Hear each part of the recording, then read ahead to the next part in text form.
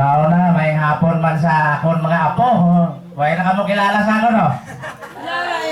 Ako di ko kilala to. Pero sa mga exclusive, sa mga tiyak ang tiyo, mga pakisaan, kilala ko sa una kay pangak mo ko. Pero maayo man joke. Una-una galino, gina-introduce na ako sa inyo man ako bilang hinablos. Sining una-una nga tiya.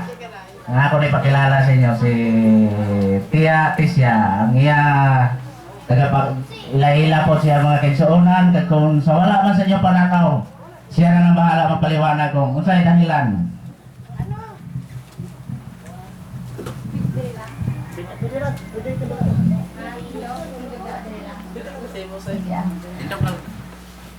Once again, may utog sa inyo tanan, no? So, basi iway kang kakilala sa akon, sa mga apo ko da, o mga...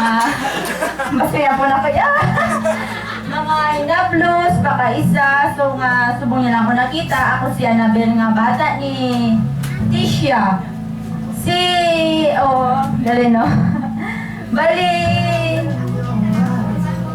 Sorry, mga kawin niyo sa ila. Sige. So... Amo ni si mamang ko, Leticia, sa mga mamatano daw, mga bata, nga nakakilala siya si Leticia Dixon. Sang dalaga siya, ang iyang apelyido, Dixon. Dixon, so mga balik ko sa story Gawin upos na. So, akong kamagulangan na mo si, utod na mo na kamagulangan, na mo si Alhendri, Abrigoso. So before gali, ipadayon ko nga akong pag-introduce sa ila. Gusto ko mga sorry sa mga utod kong way nakatambong di, kasubungan sa mga tanan namon nga mga sa side ni mga way nakatambong. So hopefully, by next year or other year, maka-attend sila. Sorry what? Sorry gida. So, mag-proceed ako sa iya asawa nga si Diday. Please, pwede ka tindog na para makilala kanila nga ikaw si Diday.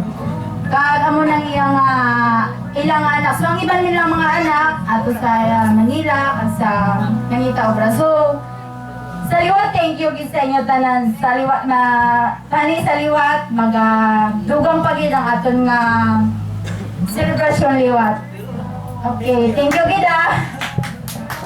Thank you, Ate Jingjing, no? Jingjing, right? Yan, nakanungdong pag ikaw. Kaya papakan natin? Papakan